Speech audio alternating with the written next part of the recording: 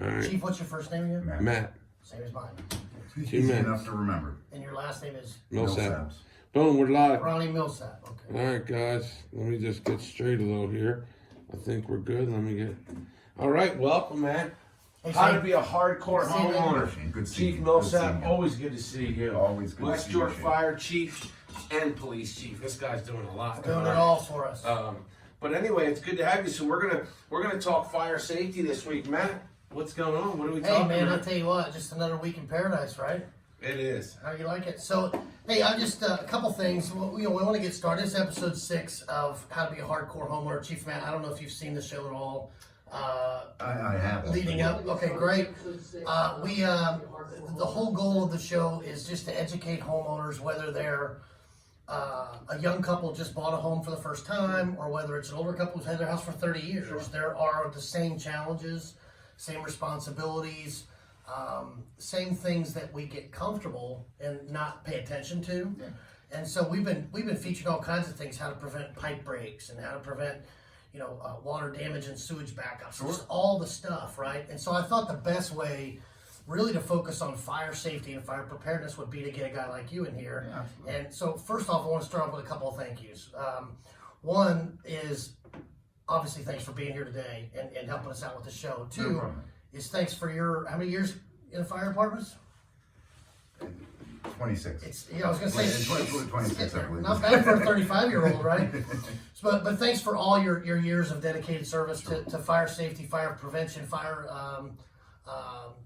just in the fire departments as a whole, and your dedication to the community. And then I understand you're also the police chief as well in West York. Yeah, I oversee. I am. My primary role is as the police chief. I oversee the career side of the fire department. As far as things goes, in the role of the fire commissioner. Right. There's also a volunteer fire chief in West York that oversees the daily operations of his volunteer staffing. And prior to that, I did have a history in the career fire service for several years, Gotcha. and worked in fire protection with the federal government, with the Defense Department for several years. So. Nice. Well, what I can tell you that I know is, and I know a lot of firefighters, a lot of fire chiefs from being in the property restoration world for 20 plus years, and Sure.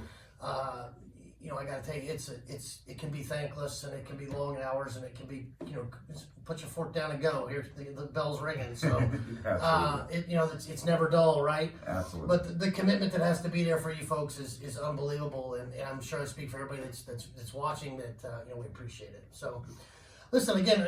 Just like every week, I don't read notes. I don't do that. I think it can be very organic and just have a probably conversation. the best way to roll. Yeah, I think so, because I think when you get somebody who knows what they're talking about and is passionate about it, it comes pretty natural and pretty easy.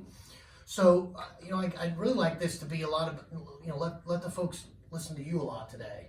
And again, just whatever you want to talk about. I mean, I know that, I'll steer it a little bit. I mean, there's things like we want to talk about smoke detectors. We want to talk about, candles. Like my wife is a huge, she loves to burn these candles. Now, on the flip side of that is her OCD and is just crazy about her control over those things, like where she puts them. Like she's really anal about it, which is Crystal, great. please share. Good morning. A lot of people aren't. A lot of people will light a candle, stick it. I've seen people that say the best place to put a candle and have it burn is on the stove. And okay. No. So talk about that a little bit. If you want. I think as far as the candles go, and specifically with candles, the important thing is they keep them away from anything combustible. So if the stove is an ideal location and there's not, dish rags or other, things that could catch on fire, and especially not Sue, good old morning. cans of grease or anything That's like that. exactly right. Then the stove could be an optimal place. It's on a non-combustible share. surface. Generally the stove top's metal, and so that's a good place I'd probably recommend. And I believe the best practice would be to have some type of ceramic, hot dish or hot plate, like a type, base, base underneath of it. The most important thing I'd probably suggest or recommend, and I know this is something that repeatedly we see, is people forgetting to blow out candles when they're not home. And actually going beyond that, if you have candles lit remotely throughout your house, just monitoring them, making sure. Truly the best practice would be to just have lit candles in the area that you're currently occupying inside a residence. But I know a lot of people, whether it be for fragrances or for ambiance, or conserving electric, that type of thing, use candles in various areas of their house. again, those same rules as far as keeping them away from non-combustibles, away from drapes, curtains, Sure. bed linens, things like that, off of carpeting, all those types of things. That those rules apply, but you would need to monitor and be pretty vigilant. Your wife's OCD, as you said, She's crazy is about it. probably a good thing in the fact that she not only knows where they're all at, but monitors them and doesn't leave them lit. But the big thing with candles would be keep in mind a natural substance like wax in a wick doesn't have some type of tip over shut off or anything. So animals, cat gets up there, yeah. Cat gets over, knock something down. Tall, skinny candle can tip. Absolutely. Short, fat one, So, less and- so. But And Shane, let me see that camera, the one with the pictures. Yeah, it's here. Yeah, So, what about with people leaving their ovens? I mean, I know a lot of times people use their ovens for heaters. A lot of people don't realize that. But do you ever see that? And is that a safe thing to do? we do see that, and no, it's not safe. I mean, you should never resort to, I understand that there are a lot of people in Sure. really hard ways, Yeah. but they're actually safe for low-cost economic options for maintaining heat within a room or within a structure. You should never use your oven. Because that to heat, that heat your house. concentrated heat is just like Well, when I yeah, was there are up- a variety of problems with that, including the overheating of the elements within the stove and the possible combustibility of the stove itself over a long-term period of being left on and producing heat. But heating or trying to supplement a heating system with the oven is just Well, a horrible practice. It's very unsafe. No doubt. And the other thing about that is, those appliances are made to heat up really hot Correct. for a short period of time to cook Absolutely. something and then cool back down. Sure. And repeat. And to turn it up really hot and leave it And go. leave it there for extended periods of time. Matt. They're not insulated for that. Please share. The coils aren't proper for that. It's going to malfunction. So especially the age of the appliance would come into play as well. I mean, obviously Absolutely. something brand new is less likely to cause you an issue. But What if a older cord gets stove- warm? Because I mean, is that not supposed to happen? Is a cord not supposed to get warm? Because I've had that happen to my stuff, and it freaks me out, and I'm like, yeah, something's not Yeah, no, right. if you have a cord or any type of electrical circuit that is overheating or getting warm, and especially any type of cord that plugs into a regular 110 outlet in a house, immediately switch that out, replace that cord, replace whatever it's attached to, if that's the case. They should not get warm. There's also potential to overload, like an extension cord, for example. So if you're drawing too much electricity through it by having too many things plugged into an electrical outlet or a extension cord, for example, that can cause it to heat up. And Do you notice certainly that a move lot, fire. like with all the electronics? Yeah, Like, we you look use- at me right there. Absolutely. Now it looks like within Wow. your studio, you at least have more of a commercial type of outlet distribution system there, but we do Chris, see and notice a lot of overloading of electrical outlets, especially like Shane had identified. The more we rely on technology and electronics and cell phone chargers and things like that, it's very, very common to go into residences these days and see overloaded outlets. No doubt. And the other biggest misconception too is if you have a power strip, some people think I can plug everything in now because I'm protected. And there's some things to be thought of about that too. I mean, power strips are different. So, how old is the power strip? Yeah. What's it set up to do? Does it have an emergency trip, or is it just a glorified extension cord? There's lots of variations to those, and you have to be careful with those as well. Right, you know as well, probably better than I do, if you work with electrical much, or at least deal with electrical contractors.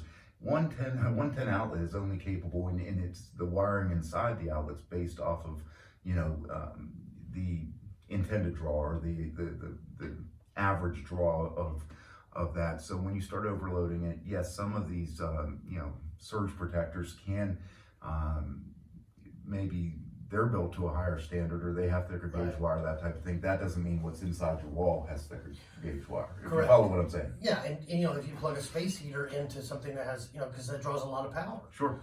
You just have to be aware of what you have plugged in where. That you're not. Absolutely. And Shane, your point is great. If you pick up a cord and it's warm or hot, you need to plug it in somewhere else, where there's nothing else plugged into that circuit. Because, Optimally replace the cord, because there may be damage already done. If it Yeah, that's heated for up, sure. and especially if it was heating up for a longer period of time, it could have caused melting of the wiring inside. It could have caused problems with the jacketing of the wire itself. So the best bet is if you find like an extension cord that's overheated, that is hot to the touch physically, it's just to replace that and swap that out. What if your breaker keeps going off and you keep shutting it on? I learned this lesson the hard way. I mean, I think anything with electric, I'd always recommend you call a qualified electrician. So if it keeps shutting off, that means something. There's right? something not If it's right. tripping, Yeah, there's if it's something wrong. tripping, there's something wrong. Yeah. So Yeah. there's you might be able to reset the breaker and keep power on, but that doesn't take away from the fact that something caused it to trip. So Shane, if that So if happens, you have who repeat do you trips. call? You gotta have a guy. I'm You gotta have a calling guy, you. right? I'm You calling gotta have a like- guy, right? Yeah. See, But that's what we've been that's so talking key. about, A is lot of having a people- guy for these types of Yeah. things. And I say guy, and I don't mean that to be not we say gal. Jason, guy or good to gal, see whatever. you. But we need to have that person, Yeah. and that's what we're promoting is Love get to that. know those people now. Figure them out. So that when you have that, and it may be something critical that you need that you rely on right now. Well, who are you going to call? Call your guy. Have him come take a look at it, and make sure it's safe, or make sure we're doing the right thing. So I just had to take that plug in there. That's part of being a hardcore homeowner is making Have a sure guy. we're set up to have a guy, Yeah. and it may be several guys. Maybe you need one for electric, Sure. you need one for plumbing. So. Along those lines, let's talk real quick about smoke detectors. Okay? Smoke detectors. Smoke detectors, and I don't know about it. Well, I can guarantee it, but I'll let you speak to it. But I bet you there are a ton of homes that you go into it for fire calls that either don't have detectors, one, Oh, absolutely. have detectors that are outdated Terra. and are non-functional, or have detectors that are broken, that you can clearly see are broken, that haven't been addressed. Please share And this. what the big deal is about having those, and how often you should maintain them, and what should your average Joe homeowner who doesn't know anything about anything, what should they do? Aside from practicing good fire safety and good fire prevention techniques with things like we've already discussed, monitoring candles, Sure. appropriate use of electrical outlets, not leaving the oven on for prolonged periods of time. Aside from those things, those are all great first steps you could take to prepare yourself to prevent a situation like a fire. Having said that, though, fires do happen, accidents do happen. They There do. may be that one time that you forget to blow out the candle. There may be that one time that you don't realize that there's a problem with one of your outlets or something Sure. like that, and a fire results. Smoke detectors are truly your first line of defense in notifying you that problem's existing, or that the fire's occurring or developing. Okay. My wife thinks that when it goes off, it means the food's done. Is that a problem? Or- I think that's what Brian Sales said to me one time. So. Mine does too. So Oh, food's ready. No, I haven't said that. So smoke detectors are just inherently important tool to have in every house, in every occupied area, even in areas adjacent to occupied areas. So Sure. hallways next to bedrooms, hallways leading into inhabited areas, living areas, the kitchen, of course, because a lot of fires, start there. So with that in mind, one of the things that we recognize, it's cyclical, is that people aren't replacing smoke detector batteries. Even with a lot of the modern constructed houses that have hardwired smoke detectors, there's still a battery backup in the event of a power failure or something like that. And if the house is on fire, there's a good chance the electrical's The down. electrical is going to go down. So with that in mind, smoke detector battery changes. That's something that we recommend every time you change your clocks, change your smoke detector battery. So about every 6 months. I do recognize that they're making batteries that last a lot longer these days, all types of new technology. What are we talking about? $9? You could get You probably have 6 detectors, some $18 maybe. not even that. I mean, know. what's the cost of a 9-volt battery? I mean, Right, I and mean, especially if we're going to rotate through them every 6 months, you're talking. I think you could get probably a pack of 20 9-volts for, depending on the manufacturer, less than $20. Right. A lot of And times so- people can go to their local fire department and they would help them a lot at fire departments, right? Not always, but a lot of them. In some cases, some of the local fire departments have smoke detectors that they're able to provide and furnish to people. I know that's been a campaign that I believe the city fire department's done. West York, we have had smoke detectors available. Some of the other fire departments in York County have been able to obtain smoke detectors to be able to hand out and give to the public, especially those that are in Nice. need or couldn't afford them. So smoke detectors truly are your first line of defense in letting you know that there's a problem or that there's a fire inside your house. And so, again, every 6 months, when you change your clocks, change your I smoke think that's a detector great word. batteries. You know, and some people change them when they beep. You know, and what I tell people is that's fine. What does If that it's- mean if when it's- they beep? If it's beeping, it means the battery's getting low and it wants fresh juice, right? So you're gonna change that battery. So you shouldn't, if you're renting, don't say, "Oh, it's my landlord." It's your responsibility, your family. Like I go into a lot of places that I go into. Well, who do you trust more, yourself or your landlord? I mean, for Yeah. $3 a piece, For I the think I'm gonna cost of the go battery, yeah. change that out myself. Now, in the same regard, there are if you're renting, there, you know, like for example, in the jurisdiction that I oversee, we have a fairly thorough codes program. So there are for rental properties, you know, cyclical inspections where we do things like verify that smoke detectors are working, Sure. or that they're even there within the residence. We check for other things to ensure people are able to make egress in the case of an emergency, as well as things that would reduce the potential for a fire. But, you know, as far as being a hardcore homeowner, we're talking about owning the home, we're talking about living there, we're taking a responsibility and making Exactly that right. home ours, and a smoke detector should be one of the first pieces. And if you're renting it, it's- Yeah. And we have a You're lot of still your home. investors out there. The investors should take care of their Absolutely. properties, right? Absolutely. Well, the NFPA code would state, I think, if you're an If you're investor renting, and you yeah. own it and rent it out, Absolutely. you have a It would fall under responsibility. commercial standards. For sure. So very important. And I know those get caught in inspections when, you know, if it's someone that says it's going to flip a house and sell it, that the inspector's going to come in and make sure that they're in the proper places. Like I know that, you know, there's certain areas you shouldn't have one right here. It should be over here. You know, and you can't just put them anywhere. There's strategic locations Where do you for put them? Where do you that put are smoke required. detectors? Because It would be probably impossible to go through every possible Right. scenario. Yeah, there's You're lots. sitting here But in and there's general- lots. In general, Bedrooms, well, yeah, hallways. inhabited areas of the structure, Common adjacent areas for leading sure. to leading to inhabited areas, and all common public, for lack of better words, public areas. But not of kitchens, residence. right? Because Well, no, I mean, you would have them associated between the kitchen and the dining area. Okay, yeah. for sure. Alright. Certainly, because a lot of fires start in the kitchen. How you know when the meal's you done? Yeah. right. You guys know what I mean? No, so it's important, right? That's a little thing, and people are so busy, but it can change everything, right? Like, Absolutely. and we talk about you. I mean, it's a hardcore homeowner. These are things you want to get ahead of it, right? Yeah. You don't want to be. Well, yeah, I mean, behind it. we've talked about, you know, the importance of making sure that, you know, if it's super freezing cold outside, that you open up your cabinet doors under your sink and let some heat get in there, or run the faucet. We've talked about those things from a Dave, prevention Donnie, standpoint. Omar, Way more Christopher. important. Because let me tell you the other thing I know about fires, and I've worked in 20 years, residential and commercial fires babe. both, hundreds on site, right? Almost every single one of them, the one common thread that somebody says to me is, we just never thought it would happen to us. Absolutely. Right? I mean, Yeah. there's no way we never thought. Sure. So we got to think about that today, because guess what? If you own a property or live in a property, which everybody does one of the two, something is bound to happen at some point, whether it's Well, and Matt, little do or keep- big. Do keep in mind also that especially if you're in an attached property, it's not maybe you could be the safest person in the world, but What about the your neighbor? neighbors? You know, You see the row homes in the so- city all the time. Well, you One gotta burns see and it that. takes out 4. You know, so You know, so again, it might not be that you're doing anything unsafe. You might be practicing great fire prevention techniques at home, but your neighbor, if something happens with your neighbor, That's exactly you right. want to know if there's a fire. So that's why smoke detectors. And for the homeowners, I always recommend fire extinguishers.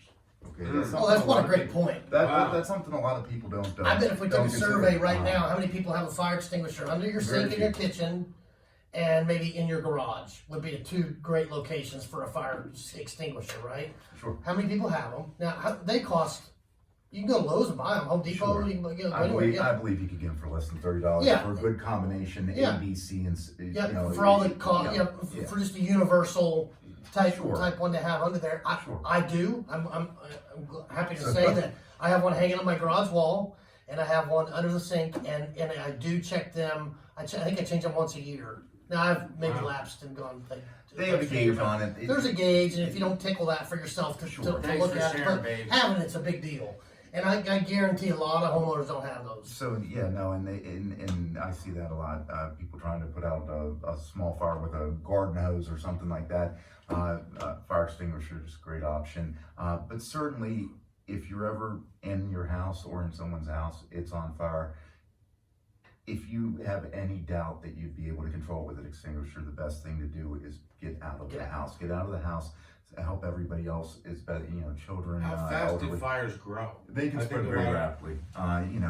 For every minute that the fire develops, it doubles in size and heat intensity. Wow. So Every minute. yeah. So a fire until it gets to a point what's called flashover, and at that point in time, there's not really a chance for survivability inside the structure, and that can occur, especially in modern construction housing with a lot of the engineered materials and Eric stuff, Bradshaw, within 10 minutes. Hey, Eric. Honest Home Solutions. What about Yeah. throwing water on a fire I mean, a lot of people don't know. You hear these different things. If you're in a stove, what should you be thinking and what should you be using? And should you be using water around your stove? Now, all the more reason to have a fire extinguisher. A lot of fires that are on the stove or grease related, throwing water on it would just really intensify it and spread it. So the types of homeowner model fire extinguishers generally would be able to handle all your wooden combustibles. They'd be able to handle greases and things like that, Sure. as well as electrical fires. It's Because like a you also foam- don't want to throw water on an electrical outlet either that's Not at on all. fire, or an appliance that's on fire.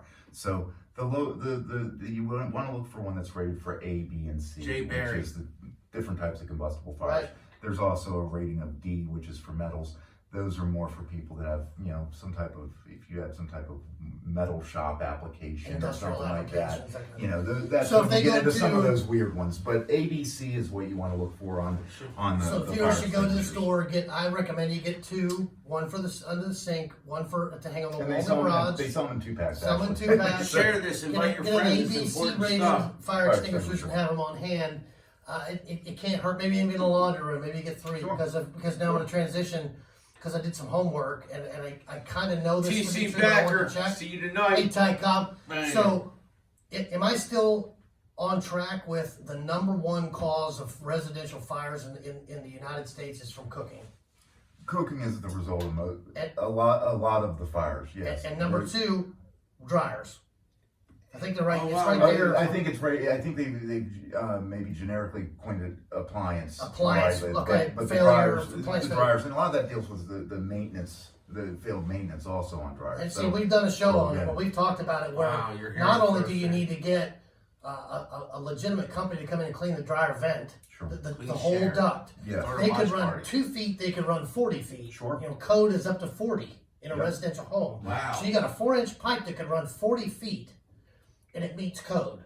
And now what that tells me is, it drives me insane to be honest with you, but when they're building these houses nowadays, right? You can build a $350,000 house in 90 days. It's insane. Yeah. And I'm not saying that there are builders cutting corners and stuff like that, but you can't go that fast, and mistakes are going to happen. Stuff's going to happen. But when it's designed to vent a dryer in a 4-inch pipe, 40 feet, let's do some thought to that, because now how hard are you making the dryer work to push that hot air out, right? So it takes your clothes longer to get dry. So now you're running the dryer longer. It's working really hard to vent it. It's gonna fail. Not only that, but I've seen a big trend, especially in modern construction recently, to prevent birds and other critters from getting up into the pipe where it discharges to the exterior. They're putting some type of, not the one-way flappers, but it's almost more like a cage. A screen, What people yep. don't realize is that screen fills up just as you change your lens screen within betcha. the dryer. Wow. That can block and completely, can get congested. Those screens full of wind. That's exactly And so unless you're monitoring these things, you might see things like your clothes aren't getting dry, it's working harder. Even in Touch the some top of that cases, dryer, it's super hot. thermocoupler blows. It's probably because of some type of congestion or not venting cloggage in the venting system. So Or internally. So where you pull, we talked about this on the show one time, when you pull your dryer, lint screen out and you Yeah. clean that off, right? Let me tell you a couple other things about that I've learned is, not only do you just wipe that and clean it and throw it away, but every once in a while, take one of those, and if you're watching, do this. If you're at home, go get your dryer lint screen, go over to your faucet, turn it on, and put it under, and see if the water goes through it. See if the water passes through that, Wow. and it'll puddle on top. I'll guarantee you, and then it'll start to drip through, because you wipe it off, but is the airflow really that good? All you take is you just use a scrub brush. And you scrub it off both sides, You rinse can it, have a sponge tap in it some dry, cases, even a but- sponge, and but put it there's back a in lot of every microfibers, month, yeah. every once in a while, because you're choking your dryer. Number two, down inside that cavity where that fits, lint gets through around corners and all that, and it builds up in there, all the way underneath the dryer. And So keep in when- mind at the bottom of the dryer is where your motor is. That's It's where the motor exposed- and is. It's It's the exposed. It's not, it's exactly the right. garage you in. have hot pieces Exactly going right. on. So yeah, And they make all kinds of, as seen on TV, devices and things that you can get in there with this little brush that gets in there or a vacuum cleaner. But I don't care what you use, just do something, right? I mean, to prevent the fire. One, you lose your dryer; they're expensive. Yeah, absolutely. And then the fire damage you have in the house. What if you're not home and it gets worse? So, like you said, if a lunchroom is small and it's downstairs and a fire begins and you don't have a fire extinguisher, right?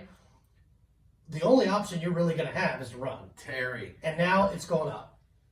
So we got to be aware of these things. People just have How to. about these frying these turkeys? I'm glad I'm not into that. They seem like the I'll biggest. tell you what, I got some friends that do it, and they've looks almost. dangerous. It is. I mean, It's very dangerous. It's extremely.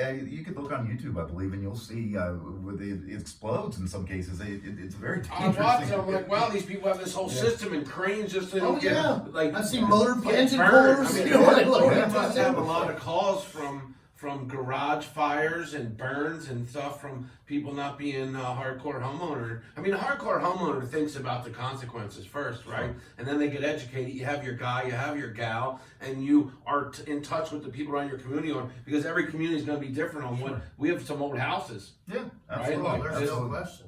And listen, YouTube is your friend. I hate to tell you. Yeah. You can do a whole lot of things and The learn a whole lot of University things of on YouTube, YouTube. yeah. That's exactly right, though. I mean, if you YouTube it and say deep fry a turkey, do's and don'ts, you're going to find videos of people that learned the hard way, People want to fry a turkey. and they'll show you the right way of how to take precautions and to do it out of the backyard in the middle of the yard and all the things. Don't drop it in, lower it, all those things. But the good news about insurance, as we talked about it before, is stupidity's covered a lot of times. So. But it can't replace you. But it can't replace you, and Yeah. it can't replace a burnt arm where you got grease Sure. all over your arms, and it can't. Yes, it's insurance, but I'd rather prepare.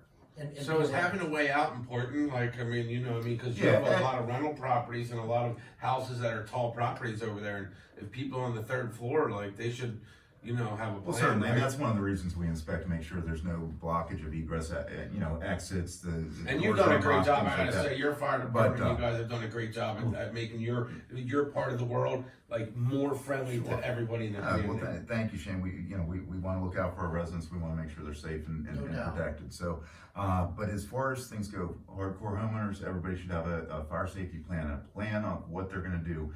I know that they've been telling kids this for years, and excuse me, less and less do I see people actually putting it in place. But if you have children, work with them on how you get out. In some cases, you mentioned high-rise buildings or whatever.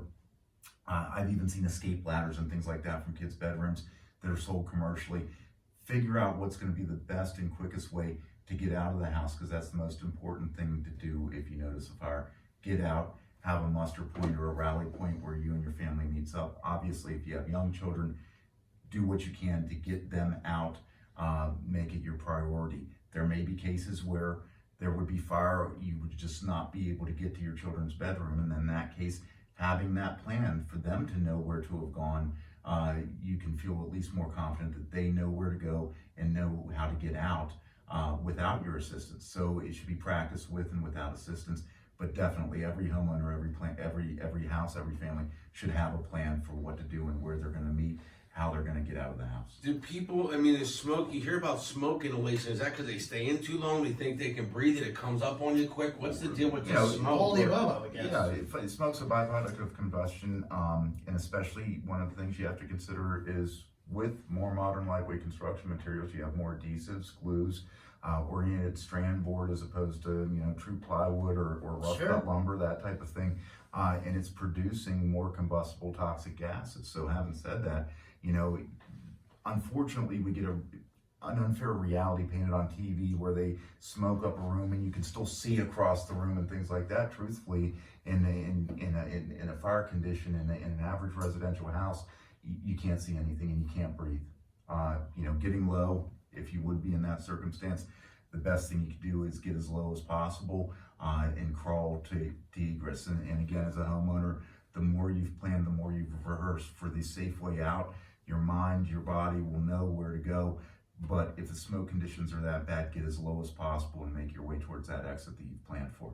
Does solar change it? Because you see a lot of solar roofs. Does that change the way you guys or a homeowner should attack if they have a situation? Does it change anything with having solar panels on the roof, or not really for the homeowner? They're different. I mean, it wouldn't be something that the homeowner has to worry necessarily about. They don't would even have to tell worry you about. guys, hey, we have solar.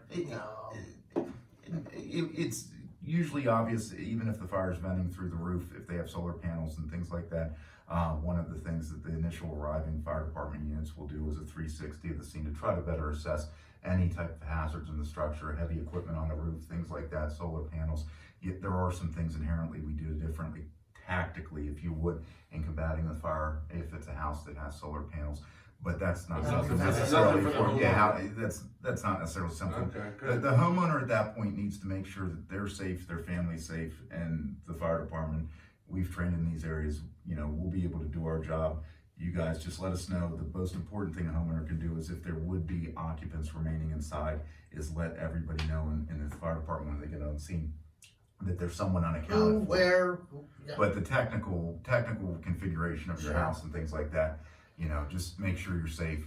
Let us know if there's somebody that possibly is still inside. Now, here's another topic that I like. I did some studying on this. I've seen it a couple times. Is bedrooms. It's far more safe, or far safer, however you want to say it, to sleep with the bedroom door closed. Correct? Yes. Because if a fire Doors- happens in a common area, Yeah. we've seen, and I've seen the photos where Where- it shows bedrooms that are burned out, and then it shows when they had the door shut, and it was just some smoke damage. Yes.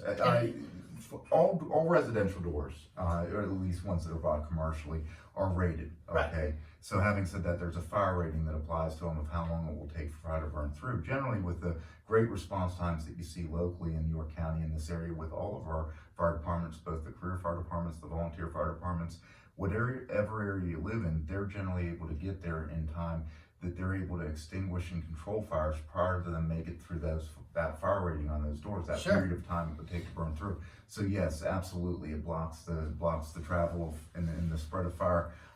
Now that doesn't mean that a residential door will indefinitely, forever prevent fire from getting through. Obviously, it'll No, burn of course through at not. some point. As long as it burns. But 5 minutes can make a Buy you difference some between time life and death. They get water on the scene, and then that Yep. room's still intact. Sure. And it's just, if someone was in there, they can make it out safe. If that door's shut, if it's wide open, here it comes. Sure. You're inviting it in. Yep. So, And depending on a lot of things that we found in the recent years is that open windows, things like that's called flow path. The flow of air through a structure is really what drives fires. So if you're in a bedroom, you have your window open, that fire's looking for oxygen, it's gonna go It's gonna suck it forwards. that way. So just keeping a door closed could be the difference between life and death. so let's talk a minute about what can we as homeowners, and I know the answer to the question, but because I've got a couple things, is Lewis, what as a were- hardcore homeowner with prevention Sure. in mind, and with, okay, when you stop and think about something, right? What's the game plan? If something were to happen, Sure. these guys have to get here. So parking in front of fire hydrant, absolute no. Yeah, Even I'm just going to be here for 20 minutes.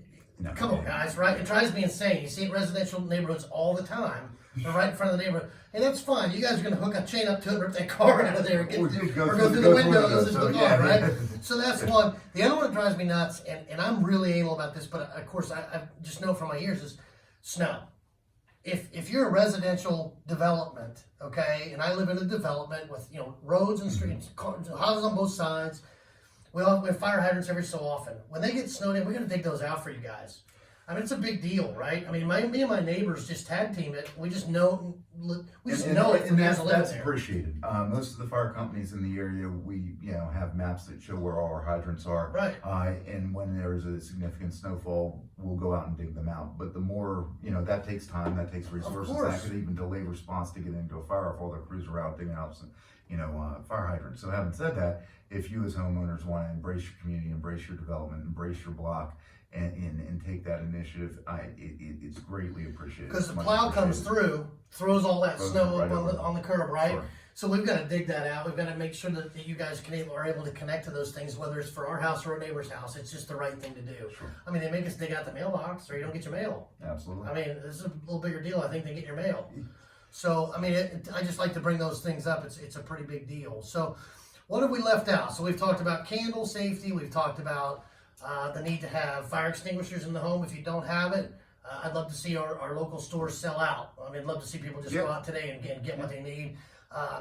Dryers, all your appliances. Appliance maintenance. Appliance maintenance is a big deal. We talked about smoke detectors, Smoke fire detectors. extinguishers. The biggest thing is the prevention. You have to, the hardcore homeowner would approach it in two ways. There's the prevention and then there's the plan.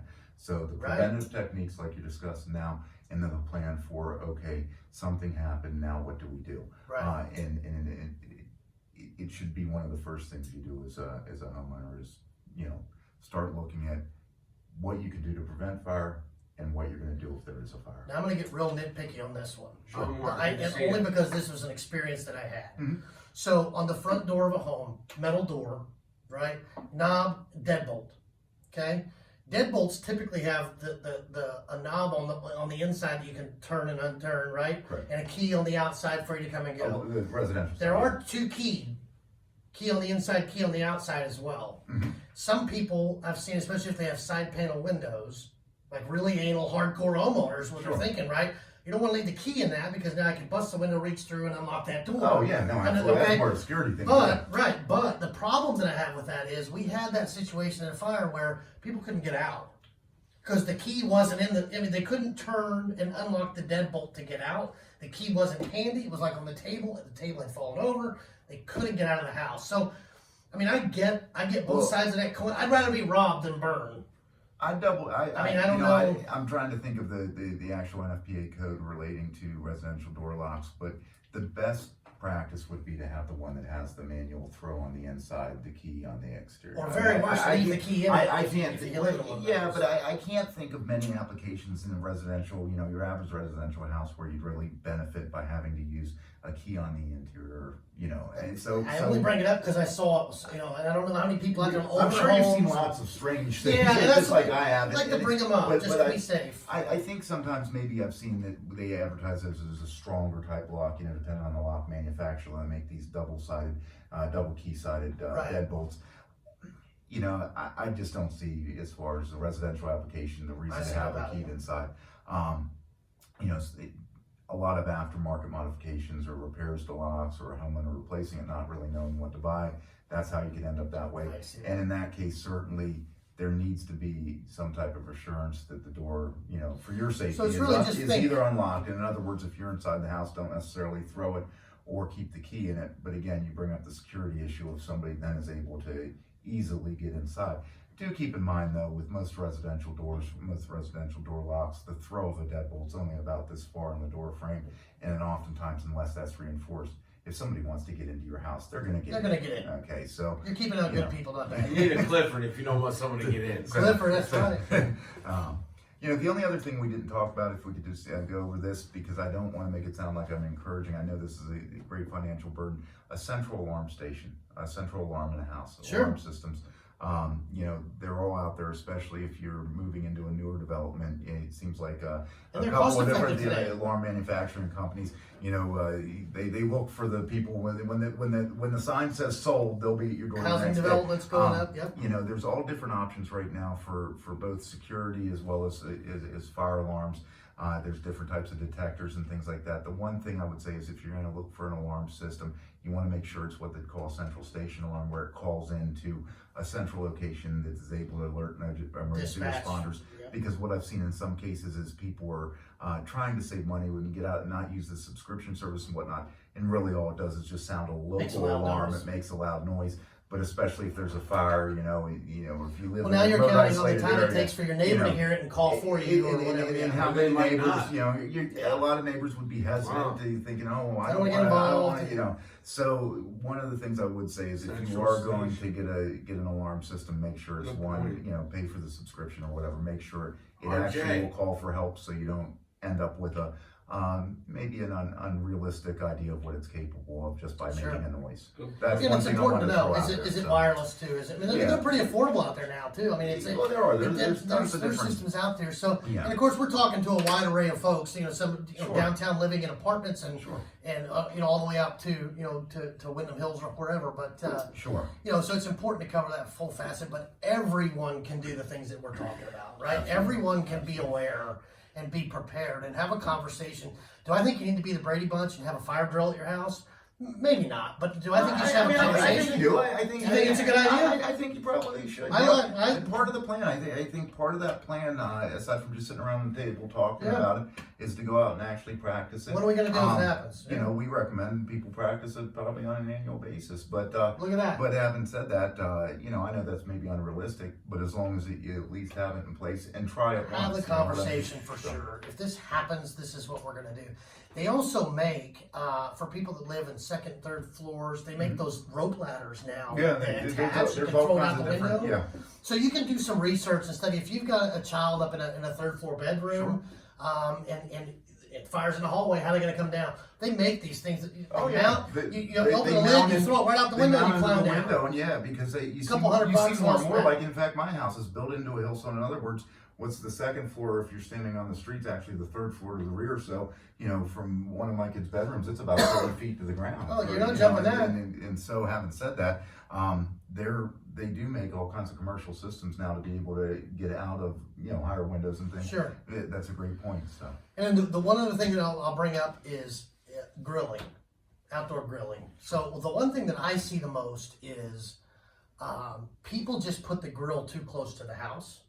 And this isn't, I mean, yes, it's very unsafe, but one thing it does the most is it just melts the siding. If you got the vinyl siding, you see it all the time when you're looking at houses. We see even on a lot of the decks that are made of engineered materials as opposed to wood, you see them put it, in fact, I'm guilty of this.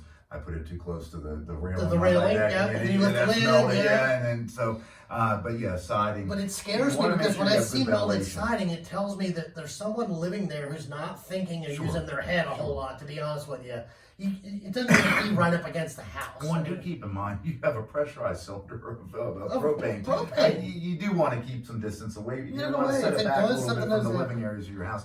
You also want to make sure one of the things we see often, and I understand it's because the weather's rainy or for whatever reason, people grilling in garages. That's not a good idea. No. You want to have adequate ventilation. You want to prevent Get out in the middle of the driveway. the radiation of the heat, B, the gases that go along with combustion inside an enclosed area like that. That's just not a good idea. So you want to make sure you're outside, well ventilated area, set back away from the residence, and set back away from anything combustible or any plastics like deck railing and things like that. So if that means you have your grill out in the middle of your deck somewhere, you can always move it once it cools down. But then you can tuck it away in from after.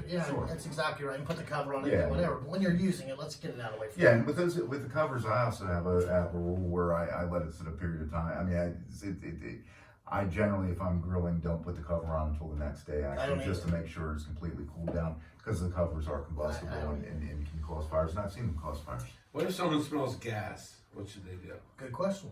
Because gas, we have a lot of natural gas. Absolutely. And so people think, I don't want to bother anybody. Well, no, it's at the moment you smell gas, you should get out of the house, call 911. I mean, that's serious stuff, and right? absolutely. Yeah, No one's ever going to fault you for being over. And all the fire departments have gas meters and things like that, and you would be surprised how often we find problems with gas systems or gas leaks.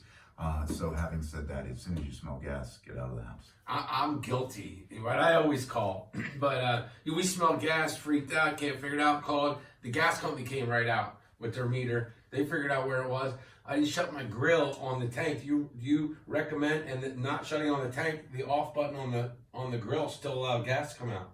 So they told me that always close the tank. Do you recommend that? Closing the tank when you're done grilling, but there would, like you said, there's still an amount of in the high pressure hose that leads to the burner. So also, if you truly want to make sure that all the gas is out of your system after you close the tank, is you can open up Bleed a it burner off. and bleed it off. What about carbon monoxide? Like, you hear about that? I mean, what's the best way? Well, that's How do you something tell that about we haven't even gotten to. You know, I meant to bring Well, up we earlier. had talked I about really the about whole that. show, right? Yeah, no, every house, aside from the smoke detectors, we talked about smoke detectors quite extensively. A carbon monoxide detector, you know, it should be a part of every house too. You know, it truly is the silent killer, as they've coined it. It's colorless, odorless, tasteless. You don't know it's there, but you know, it's a byproduct of combustion. Basically, if you have a furnace, if you have anything in your house that somehow or another, you know, uses combustion to facilitate, you know, some type of mechanical action, you're exposed. You have the potential for a CO problem. Because there's no And other way to tell, you know, right? Yeah. No, you can't smell it, you can't taste it, you can't see it. So You know, so a CO detector, yeah, every house should have one. Okay. In fact, on every floor, you know, Cody, I understand Just they're, one per level. isn't it? they're a little more expensive than They are. detectors. You know, at least one per level. Yeah. Okay, and they're actually making combination smoke detectors, CO detectors. You know, that maybe you want to aftermarket, Two you in want to one, yep. hardwire into your house or something like that. For sure. But no, the CO, every house should have Great. CO detector. Chief, I can't thank you enough for being Yeah, here. thank you, man. It's Thanks for been having so great. Shane, A couple things I thank want to you. do for you. For everybody watching, we talked about smoke detectors and fire departments having them. So we want to make sure that you guys have fire detectors in case. So I'm going to deliver a bunch of them to you. I'll donate them to the Awesome, fire man. hall. Thank you, thank you. And Zales I'll get that Restoration set up. coming through, our That's homeowner. on us at Zales. I'm also going to bring you a pallet of bottled water. Awesome, man. And then, how many fire halls do you have in the Westbrook Borough? We just have one. Just the one. main So station, yeah. I can either bring you the skid, or I can keep the skid at my shop and bring cases as you need if you want storage. That way, summer's coming. It gets hot when you guys are out fighting fires. I'll bring you some water, Appreciate it, and man. you guys can stay hydrated and do your thing. We just really appreciate everything every fire department, every firefighter does. And, Brett, good it's to just see a you. little way to say thank you. We So appreciate it. The guys my are really pleasure. going to appreciate the water, and Yeah, it's our my pleasure. residents are really going to appreciate the detectors. So we thank want you. those smoke detectors, and when you run out, calls will bring you some more because you're only using them if you're putting them in places that need them. Right. So don't pay for those. Call me. I'll hook you back up. Tony Corbett, Thank you, Corbett man. Plaster in Of course. Boston, the Irish. Come on, man, love you. The first company to do with Shane Train out of Boston, Massachusetts. Get plastered with Corbett Plaster. Get plastered, okay? Yeah, get plastered. Let me ask you one more question though. You know, nowadays with everybody on their phone and stuff, what about pulling over for emergency vehicles? I think that's Great something question. that people don't talk about. And how do we do it the correct way without freaking out? Like if we're in an intersection and stuff, like what do we do? The law prescribes that actually you pull to the right. You pull to the right and yield to emergency vehicles, also to yield to emergency vehicles, you know, as they proceed through intersections. I So, think intersections you know, are the scariest for people. The safest thing, and a lot of times, Shane, you're right. It's even the other drivers don't know what to do. To everybody panics. The one thing that you have to understand is that we, as drivers of emergency vehicles, also recognize that in many cases, people will just stop. So we're extra cautious when we're around other vehicles. But having said that, make your way to the right shoulder or right hand side of the road as best as you can to allow the emergency vehicle to proceed through. Don't cause an accident if it seems like somebody else isn't yielding and you just cannot get over. The best thing to do is move forward to the right as you can, slow up, acknowledge the emergency vehicle as best you can, so at least they know you're paying attention. But if we see a situation where a car just can't get out of the way because of another car, we're recognizing that, we know that, and we see enough people unfortunately react by just stopping or, you know, sitting in the middle of an intersection, not knowing what to do, almost like in a state of panic, if you would. Just if you're able to safely pull to the right. and Like stop. if you guys are on the side of the road, they should get way over because you guys walk around with your truck. It's no different like a tow truck or someone Sure. pulling over. Like they got to make plenty of room. Well, Absolutely, Be yeah. aware for sure. I mean, these guys are putting their lives on the line. It's like just like road workers, like you're talking about. I mean, these firefighters are, and they're going to block the scene. They're going to keep people out and all that stuff. But it's a big deal. So, hey, one last thing, challenge for the day. I like to challenge everybody who's watching it now. If you're going to watch the replay later, whatever, guys. When you're out in the community today and you see any first responders, EMTs, firefighters, police, any of those folks, do yourself a favor, do them a favor, just give them a shout out and say thank you. Shake their hand, just appreciate them. It's a That- pretty that- big that's deal. not just a challenge of the day, a challenge of every day. Should be a So, challenge of every day. We but- really but no, got I to appreciate- we appreciate it. appreciate I mean, the it's a challenge, big so- deal. So so- I challenge it for at least today. Yes, Let's have that absolutely, awareness absolutely. and let's love on our first responders. So, Chief, thanks again for being here. Thank you, Matt. What, Thank what a you. great show. Really appreciate No, all I of really your enjoyed the conversation. your knowledge and passing that stuff on, and I hope people take heed to it. And How do you like the new studio? You were in both. How do you like this one? That's a nice studio, Shane. I like the setup. Well, what's we great about it appreciate is it. he's got steaks going upstairs for us when we're done. We're gonna have steak, baked potato, and asparagus, right? Well, you didn't hear the smoke detector, so. Oh, it's not ready yet. Then it's not ready yet. Shane, thanks for all you do as well. Oh, we love you, man. Thanks for, listen, it's amazing what social media has done. I tell people, what handicaps some people is they looked at their kids as reference to social media. Sure. But us as the elders of the community, the business people, the leaders, it's up to us to show people how to be social in media. And what is going on in our community, like really, with businesses and becoming our own government, with just becoming human with people and sharing in a way that, yes, we have titles, but our humanness is always the same. So God bless you all. Thanks for being here. Thanks for sharing this. Come on the reshare. We love you the same, but share the same. Everybody have a great day. Chief. God bless. Thank I you, Matt. appreciate it very It's much. been a pleasure.